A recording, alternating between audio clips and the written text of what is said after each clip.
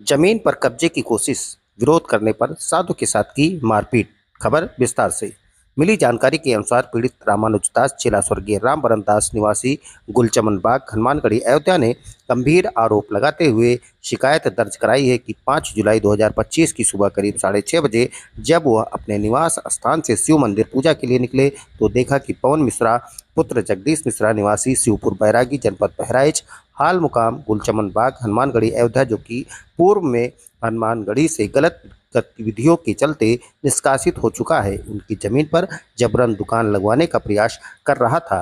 पीड़ित के अनुसार उक्त व्यक्ति पहले भी इस प्रकार का प्रयास कर चुका है, जिस पर उन्होंने पुलिस को सूचना दी थी और पुलिस द्वारा मना करने के पश्चात उसने आगे ऐसा न करने का वादा किया था, किंतु पुनः वही प्रयास करते हुए जब प्रार्थी ने उसे दोबारा रोका तो पवन मिश्रा और पवन दास ने उन्हें धक्का दिया, लात घूंसे मारे और जान से मारने की धमकी दी। इस संबंध में पीड़ित ने थाना राम जन्मभूमि एवं वरिष्ठ पुलिस अधीक्षक अयोध्या को लिखित शिकायत देकर निवेदन किया है कि विपक्षी द्वारा की गई मारपीट और अवैध कब्जा प्रयास कर कठोर कार्रवाई की जाए तथा जमीन पर कब्जा रोके जाने के साथ प्राथमिकी दर्ज कर विधिक कार्रवाई की जाए।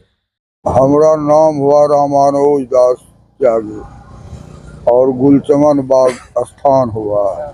वहाँ बुलबुली बाबा के नाम से स्थान है। उनका 2 चेला है, एक पंजाबी बाबा और एक रामवरण दास जी। पंजाबी बाबा ना औलाद हैं, उनको कोई नहीं है और रामवरण दास के चेला हम मौजूद हैं। महाराज जी, आपका मामला क्या है ये बताइए। मामला सीताराम, वहाँ पंचायती राज है। पंच ने जिसको किया वो अपना लिया, फिर पंच विवश होके इसको क्या कहते हैं शेर सीधा बंद कर दिया, अपने बसंतिया पट्टी से निकाल दिया।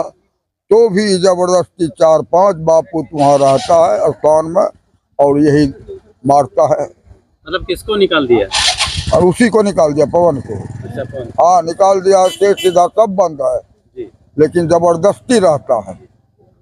जिसका शेर सीधा बंद होता है हनुमानगढ़ी के नियमावली अनुसार, जिसका शेर सीधा बंद हो जाता है। और आज भी हुआ है, प्राग घाट तक हमला हुआ है, मारा पीटा गया, इनके चेले को भी मारा गया है। ठीक है, कल मार खाए यहाँ सुबह, कानून वहाँ कोई कानूनी कार्रवाई वहाँ थाने में मौजूद आज में नहीं हुई तो लोग एसएसपी साहब के हाजिर हुए। मौके पे यहाँ एप्लीकेशन दिया गया, प्रार्थना पर दिया गया, यहाँ से आख्या मांगी गई है। महाराज जी, आपके साथ मारपीट इनके इंसाफ के लिए जो भी हो पाएगा सर, ये मारपीट हो रही है।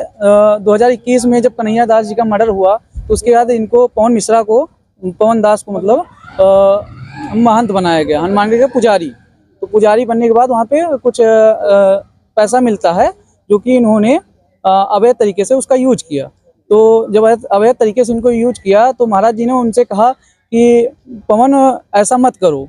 तो उनके रोकने पर इनको समझा दिया गया। एक बार उन्होंने धमकी दी कि अगर आप हमारे बीच में कुछ भी बोलते हैं, कुछ भी करते हैं तो हम आपको जान से मार देंगे, उनके कन्हैया जी के मर्डर के बाद।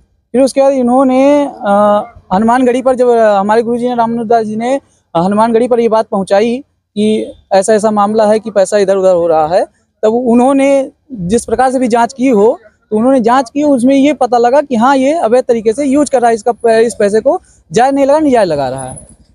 तब इनका शेर सीधा बंद कर दिया गया वहाँ से।